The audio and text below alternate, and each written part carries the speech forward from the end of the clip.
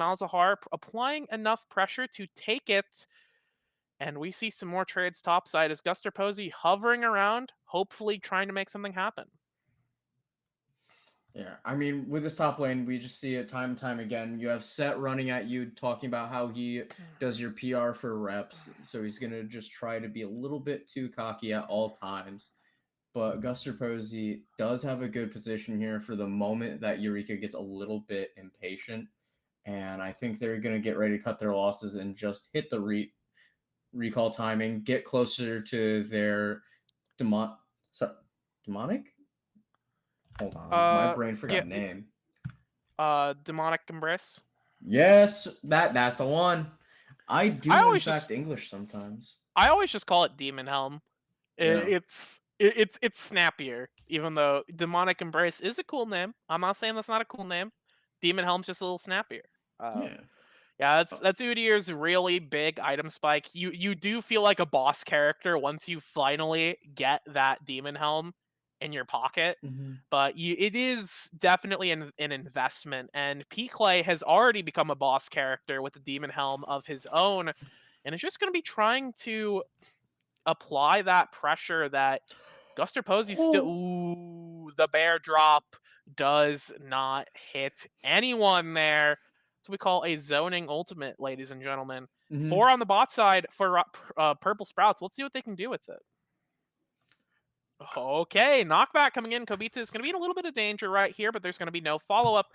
3v4 on the bot side, and it kind of looks like we're still waiting Svar in the bush, waiting for Overrush to step up. No, cleanse cannot save you from suppression. You need QSS. They stay under the turret. They know that there's still danger around here, and they avoid danger. Congratulations. Yeah, congratulations, we've done it. As oddly enough, in the top lane matchup, something a little crazy happening. You know, you wouldn't expect to see the day that someone's able to get the first tower before a Yorick, but here we have it on record. And I want to point out, Svar has their Leandries as well, so they're going to be doing tons of damage to Pikle, as well as Gerbs, who are going to have a good amount of health built up on them. Ooh, Gerbs is in a bit of danger, and he does have stuns. Var goes over the wall. He gets his combo down. Kobita's just trying to trade some damage back!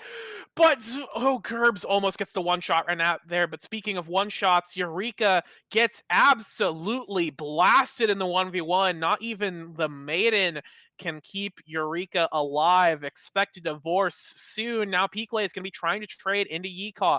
We do have the Demon Helm. That punch could have been massive. Pikle has to flash, but he does get the trade back and gets the shutdown onto Yika. Right now, I'm just having a harder time figuring out what is a more iconic duo right now, Eureka and Pikle or Svar and Kobita. We have seen both of these duos spend a lot of time in this game making plays together, but let's just talk about the burst coming out from that Malzahar Annie right now.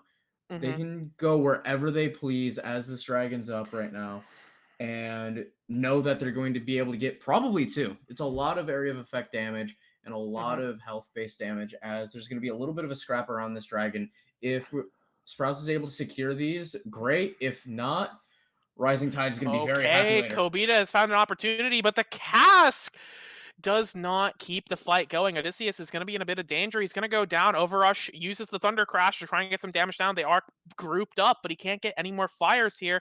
Overrush trying to get closer. The Shrelias will get them away, but now Gerbs is on the wrong side of the rift. Dilly flashes over the wall, gets the explosive shot down, does get the meteor into them, and Gerbs trades back! And now on the other side of the fight, the rest of Rising Tide have crashed into the jungle. They will take down Svar around the blue buff pit, but Guster Posey and Pikle are both still alive, and they're going to be looking to try and contest each other for this Drake. Kobita around there, just trying to get some pressure down. We do see the Herald get dropped, and Eureka doing what Yorick does best, hitting a turret. I As mean, that's Yika walks in, and nothing happens. Yeah, I mean, just a little bit of tower damage. That's all you want. But looking at the fact that we have a Cloud Soul that's going to be coming up this game, that can do a lot for Rising Tides. Being able to get the Primordial Burst up just that bit more often, as well as make sure Gerbs has a get out of jail free card by running around at the speed of sound the moment that they push their panic button. That's Mhm. going to be absolutely insane, as well as trying to be able to keep up with Overrush when they pop the lightning crash is going to be nigh impossible for a little bit there. Ooh, That's a Yeehaw. Oh man, oh Yeehaw gets comboed there so cleanly. He gets the turnaround punch, but it's just not enough. Now Zvar is going to get a little bit of a damage back on to P. Clay, a little bit of an even health trade, but they get pressure around this Drake and they can shred it so quickly. Guster Posey, not even interested in contesting, says, "We've already got two. We don't even need this third one. I'm just going to take the Gromp instead." And they give over the first Cloud Drake to Rising Tide. yeah, I mean, that's kind of the right thing to do at that point. You have all of Rising Tide in one place when we know they have a good chunk of utilities still up. We don't have Yeehaw to eat up too much on the front line. Just step back, reset, let them have a Cloud Drake. It's not like it would be a Hextech Dragon slot instead, so we only get a little bit of move speed, a little bit of slow resistance from the Cloud instead of getting that extra ability haste. Like if we had that same fight earlier, I think the play would have been for Purple Sprouts to fight for that Drake. Don't give the Vigar a little bit more to work with, but you just have time to farm back up, try to get everyone together, and Kubita is kind of looking huge. 4-1, that's a good amount of gold that's getting put into them for being in the support slot and accelerating them to be able to start getting some of these heavier duty mage items and start adding to this burst in a big way. Yeah, the kind of unfortunate thing is that Kobita is spec'd very heavily into a utility Annie build. We do have the Dark Harvest, so there is that little bit of burst there. It's kind of, it's kind of mixed right there. When you think of a more utility build, you sort of expect maybe going the inspiration tree, getting that extra CDR on your summoner spells, especially in conjunction with summoner spells and items with Shurelias and CDR boots. It really just makes Flash just like a 2 minute cooldown, right? It's kind of insane how low you can get the cooldown of your summoner spells, and that's super useful for Annie, right? But instead, we do have those kills there. It's just not going to be as impactful as you'd maybe hope because I'm guessing this is going to turn into a Rylai's, and we do have a bit of an engage right here. Guster Posey is going to be following up Odysseus, but they don't have a huge damage in this fight, and they have been caught out. But the damage has arrived. Overrush is going to be going over the wall, trying to get something done, and now Gerbs is TP'd in. They pick up their first kill. That is Kobita going down. Guster Posey in the cage. Baby Cage going to be put to bed right here, and Yikaw's gonna go unstoppable to dodge the sleep, but he'll be taking a mandatory nap as P. Clay puts him in the death chamber. That's going to be 3 down, and the Baron will get started as Var tries to get something traded back on the bot side. That's a really good use of Showstopper there to be able to try to get out, but unfortunately, they held that flash a little too long. As we're seeing Dilly and Svar both now on this turret, they might be able to push for a little bit more, but Eureka is at the ready to spook them off. So this reset's really good. Baron this early, though, that's Mm-hmm. going to be feeding into this split push very hard as we see Eclipse, Ravenous Hydra for Eureka. They are here to just eat whoever you put in front of them. And I'm Yeah, not sure how much Ecall can do about it if with how much we saw them struggling earlier to be able to get on Eureka now that he's in this groove. Yeah, Eureka, York does take a little bit of while to get into this groove, but he's got his items, he's got the maiden, he's going to be a huge threat as the game continues, and it's really just going to come down to can they slow the assault? They do have some decent wave clear tools with the Tristana explosive shot, with Zvar, even Annie as well, if she can get in range. But Guster Posey's going to be looking to try and get something done, going to get shot back. He can't catch up. He's going to get knocked back. Eureka has found a flank. Guster Posey flashes into the York cage. He's already in. Overrush is going to have to cleanse on the top side of this fight. We're going to be watching Eureka, though, bash a child's face in with a shovel. That is Annie getting taken out. Not enough CC, not enough damage. And unfortunately, Purple Sprout's still on the back foot as the Baron siege continues.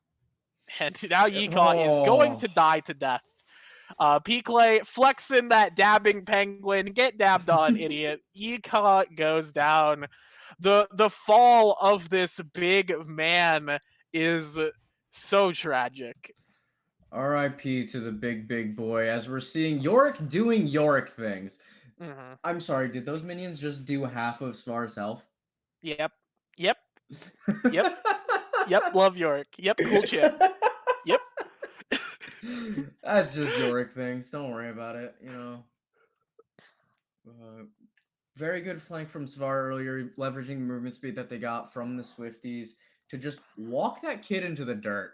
They tried their best to run from the ferryman as he just went hush hush hush hush hush hush hush, no this way, and it just ripped them apart inside of this pit as we're having a teleport come up from Yeehaw. Another fight happening around drags. Ooh, yeah, we do have the gaze getting, yeah, put onto Eureka. That's 4v5 right now, but the health bars are not super great right now. The cask gets the all of Purple Sprouts into a compromising position, but there's just no follow-up. And now Odysseus is going to be in a bit of danger here as Yeehaw is going to be looking for an assault, but on the top side of the fight, Overrush going to get some shots out. Dilly really low. Overrush dashing in, getting that damage down. The stuns land, but there's just not enough follow-up to stop Overrush as he's overcharged, clearing the entirety of Purple Sprouts there as P. Clay mops up the bot side and looks to take the Drake afterwards. An ace for Rising Tide. Now, let's pull that apart a little bit. Having the explosive cask just completely devastate the lineup from Purple Sprouts, getting Dilly dropped to a quarter HP. That's not how we want those fights to start if you're Purple Sprouts. It's Mm-hmm. great that we were able to grab Eureka, but Rising Tide's already playing, assuming that they're going to be in those 4v5s a lot of the time from York doing York things, as they're now leveraging an inhibitor just before another Baron spawn to potentially end the game out. They can just wait a couple minutes, get that Baron, and then set up another fight. As Guster Posey really seems to want this. And where did he come from, Svar? Yeah, Zvar teleported in to get that flank onto Gerbs, getting something there. They lose the inhib. They got to get what they can right now. The scaling comp has scaled a lot faster than you would hope, and they are definitely in trouble right now. And we're kind of seeing, even though they are finding the occasional singular pick, we're seeing sort of what we talked about in Champ Select come to fruition, where all you can really do is take out a singular guy. But taking out a singular guy does not matter when every other guy is the biggest man on record. Kobita looking to just try and keep P. Clay back, keep Svar safe, stop the sleep from becoming a lethal blow, as now Rising Tide continued to keep the mid lane moving and now moving their siege to the top side. And with this team comp, we're at this terrifying stage of the game where Overrush, after that last fight, now 5-0, has the Navori Quick Blades and the Ronan's Hurricane to complement their shield bow. And they're just going to wreck everything as that red buff almost was peak lace. Yeah, if you're Udyr and you lose that red buff there, you FF. You know, you hit Alt F4, you go next. I mean, already Udyr hates his life in this game. He's so miserable in this match. I have been Udyr in this Oh, situation. It does not feel good. Udyr still does not even. By the way, Udyr still does not have his Jack show. He doesn't even have he doesn't have Radiant Virtue either. Having to double tap through the cage, at least he had that to stay safe. Man, the tempo we were kind of hoping the Udyr would find, he just has not been finding any sort of angles here. And again, this is why I've sort of soured on Udyr. I love John Deere, but it's just not good enough. Okay, we have a combo going down into Overrush. The Shirelius will go in, but the bear cannot flash over the wall. He can only walk into it as Overrush dips and dives away from the assault. But Guster Posey's going to try and make something happen here. Going to double tap away. Will not have that for the slow. We do have the gaze going down on the P-Clay, but the Zanyas will respond. Overrush does get taken down, but he turns the health bars into nothing right here. P-Clay actually is going to get taken down as well. Gerbs is on his lonesome on the backside, just trying to clean up what he can. But in the base, Eureka! watch out! This is the Yorick win condition. That TP is not going through. It does go through, but does it matter? I think Yeehaw can clear. No, he does not. Eureka! No, he does not! Oh my goodness gracious! Gerbs gets taken out. The Yorick goes for the incredible end right there, but does not find it. But this Nexus is exposed. There are 2 inhibitors down, and there's not going to be much left for Purple Sprouts if they can't find another crazy fight. Yeah, you know how we were talking about just Yorick things, grabbing those couple items, half healthing a Malzahar with just a couple minions that are all souped up off of some gamer subs. Yeah, we almost saw another reminiscence of Yorick things. The one where he looks at that fight, says, much like my Warlock patron, I too believe these people are expendable. And almost goes for gold there, getting a win for a minute as this fight's looking to break out. Okay, we do see the fight right now. Overrush goes into the suppression. No QSS on that man, but does it even matter? Gerbs has found an insane flank. Zvar getting taken down. Guster Posey having to walk back into his own demise. Kobita gets locked up, put to bed, and given a kiss on the forehead by the Watch Out Eep, as that is 2 players taken down. Guster Posey on the ropes, and the rest of Purple Sprouts have almost nothing left to do. The pullback does not go in, and Piclay is dipping and dashing and dancing around. This Lilia is crazy right now. Guster Posey is low. The auto attacks are going in on the Nexus right now. Odyssey is just going to try and stop Dilly. Dilly is the win condition. The ulti is going to come in. The showstopper is going to try and stop this show from going on any further. Dilly W's into the cage, having to flash, getting slowed by Piclay now. Guster Posey on the front, getting the slows down. The storm will rage, and Yeehaw gets a kill on the back. The baby cage will stop Guster Posey from going any further. So the assault is once again assuaged, but for how much longer can they keep getting lucky? It feels like every fight is so close, and one blunder will be the end. That's absolutely insane to watch. We're seeing Yeehaw getting a lot of value out of these punches, being able to chunk out multiple members of Rising Tides in these fights. But regardless of how long you get lucky, eventually this Vygar is just going to be inevitable. We've already seen some huge Thunder Crashes come out from Overrush as we've been getting this game going. Another drag's going down, this time into the back pockets of Purple Sprouts to be able to put us a little bit closer to Elder Point. But I don't think this game is going to be lasting long enough for that. We have Baron up. There's an inhibitor down. Nexus is exposed. I think Rising Tides are going to look to grab this Baron, maybe beta fight, and end the game right off of this, as that's a cheeky teleport coming out from Zvar. Ooh, yeah, Zvar may have found an opportunity. They have no information. They lack critical information. They do not know Pepe Laugh. Kobita is gonna be trying to find Odysseus here. He's going a little bit too far forward, but this Gragas is really tanky. Now Kobita is obliterated by the dark matter right there as Gerbs picks up 1. It's now 4v5, and this Baron's going to get turned into paste in a matter of moments.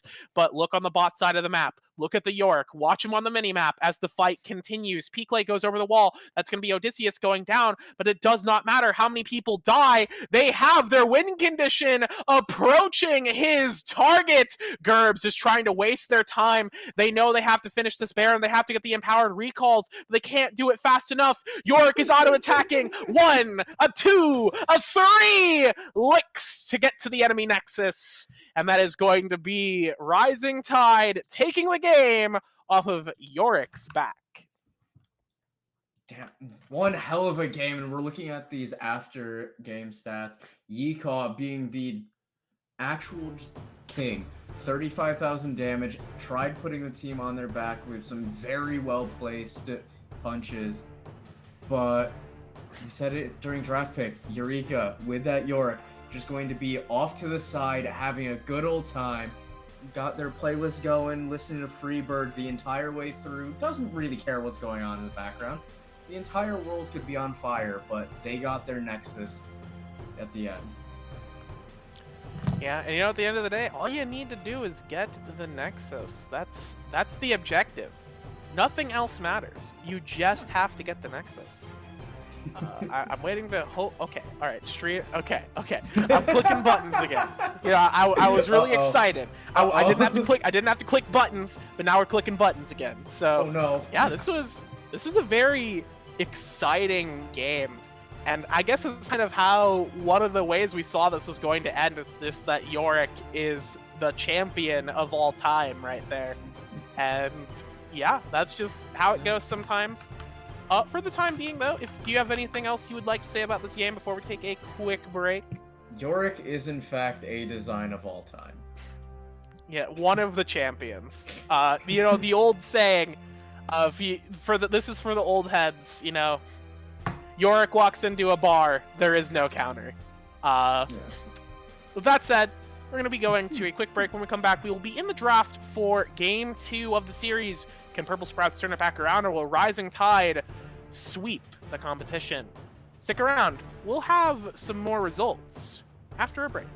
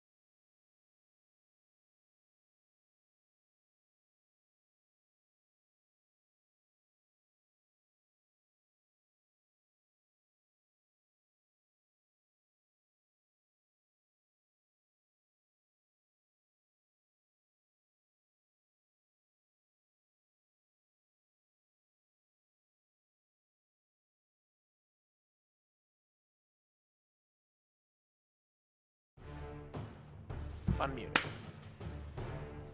All right, welcome back, everybody, for the draft in Game 2. I'm looking at my buttons right now. I'm hoping things are working. My stream's a little further back. Yep. Okay, all right, we're gaming. We're gaming. We're gaming. Are we? We are gamers. Let's go. Okay, we're gaming. So, while we're waiting on the draft to get a little bit spicy, I'm going to ask you a question that I'm still waiting for more feedback on. What is the correct boneless chicken wing flavor? And I'm curious what your opinion is before I give my answers. I'm gonna be honest. I don't eat a lot of chicken wings.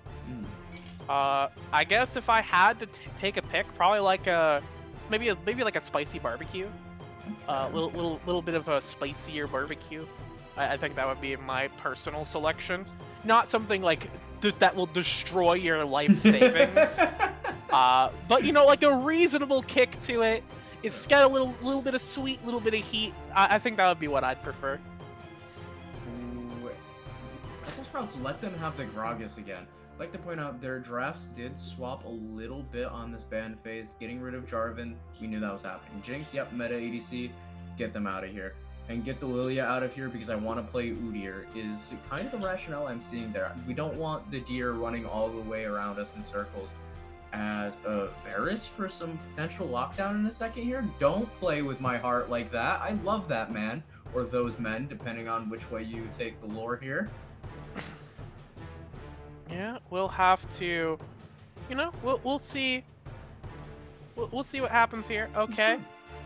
We do have the big if true. We do have the recall. It's hard for me to focus on what you're saying while I'm also clicking buttons. Rakan is picked up here to go with the Varus. Interesting to see Rakan. Interesting to see him without the Xayah. Although, you know, he is a very effective champion, and Varus is not one of the worst partners you can give him. We do see the Gragas, like you said, was picked up, and that is definitely going to be a flex. So that is not guaranteed to go to Odysseus. And Odysseus, honestly, there were a few, maybe a little bit over-ambitious plays, but I thought he played pretty well on the Gragas support. We have the Caitlyn picked up. One of the big things with bot lane is, do you have range? And Caitlyn wins the range battle with Varus, so that's not too bad. And Akali will get picked up here. Another kind of flex option. So nothing guaranteed so far. Aside from Caitlyn. There's probably no way Caitlyn's going mid. Maybe, I mean, I'm gonna ponder over my orb a little bit here. I do see a lot of Akali played by Gerbs, so I think it's pretty safe to say that's going mid. And yeah, we could expect that. Another very aggressive top lane pick from Yikog, getting that setback, gonna run it back, ban the Malphite so we don't have to deal with a rock flying at terminal velocity onto the backline, because Varus already can only move so far before he has to cry with the amount of engage that's in this game. But overall, I want to focus on this bot lane matchup a little bit for right now. That Varus Rakan into a Caitlyn and potentially Gragas. I don't see a world where Purple Sprouts has a fun time in this bot lane. Caitlyn from downrange, you know, it's just a Caitlyn. That one, understandable. But we saw Odysseus is very good at keeping those engages at bay with the Gragas, so Rakan's going to be crying too. Yeah, those engages, again, it's just going to be hard to find them against the Gragases. If he's playing properly there, we do see the Lissandra will get taken away, the Wukong will get denied, Yorick still up. Okay, we're kind of trying to run it back a little bit. Yeah. Here, we've changed a couple pieces, but the name of the game is still the same. We're locking down one guy, and we're going to make him feel real bad about himself. Although they do have some more wider range CC tools with the Rakan and the Varus, so not just one guy will get messed up. Although for Rising Tide, they're looking to put one guy into the Death Realm with the Mordekaiser here. Into the set, yeah, to go in. One come out. Well, sometimes two come out because, you know, the guy you ulti just walks under his turret and Mordekaiser has to awkwardly stand at the other side of the Death Realm, like, yeah. Okay, I'm sorry, Realm, can we leave? With his hand on his mace, like, Mom, I threw up. Mom, I missed the school bus. So we're seeing the Gragas support again, so Odysseus is going to be very comfortable there. We got Gerbs on the Akali, going to be looking to be a bursty boy. But we have a Hecarim pick coming out from Peakley. And it's going to be interesting. It looks like they have a little bit of an addiction to movement speed going from Lilia on over to the Hecarim. But there's a lot more interesting gank potential with the Hecarim, especially with this Gragas Caitlyn. We could see them go bot and just dive through the tower, push Varus all the way out of his safe little bubble, and I think it would be really fun to watch, as, again, we have this Udyr coming out into a comp that's just going to walk circles around him, potentially. I'd like to say that in chat, in response to the Udyr getting selected here on R5, Peakley said, "You're so boring, classic Busta."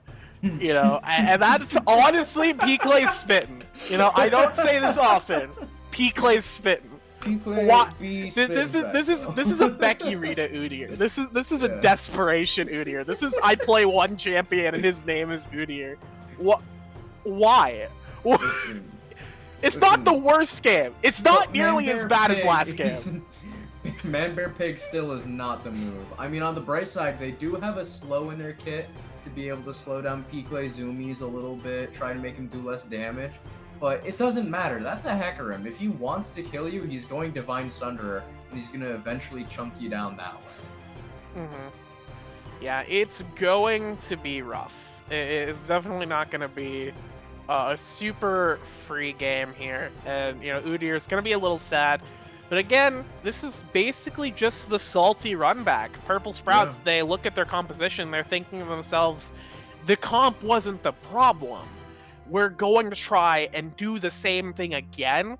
We're changing a couple pieces up, changing our bot lane, but we're keeping that topside core the same. We're going to hope it works out. Meanwhile, Rising Tide, they honestly didn't get a whole lot of their pieces banned away from last game, but they're trying to change up what they're looking at here. They're thinking to themselves, okay, we already won with one strategy, but it wasn't entirely consistent. Sure. So they're switching it up, seeing if that'll make it a little bit more reliable. I'm not sure if that'll necessarily pan out, but I am optimistic about it. How do you feel about these two teams? Which team are you favoring, just on paper? I'm getting a little bit sleepy, so I'm going to be hoping for Rising Tide Typhoon personally. Either way, I can yell through all of it. But it looks like RTT is going with a much faster team comp, which is going to be very exciting, seeing Gerbs doing all sorts of pirouettes to be able to make this Varus feel absolutely adored by the end of this game. Yeah, Varus is gonna get the treatment. You know, Varus is going to have what can be charitably called the opposite of fun. He's got a horse that's gonna be running over him the whole game. He's got a ninja just literally doing kick flips on his face. You know, and if he default dancing on his corpse. Yeah, actually getting emoted on the entire time by Peakley. You know, it's going to be miserable to be Varus this game. So we're just going to have to hope that Rakan can keep the Varus alive and get those engage tools back, and that Varus can keep himself safe.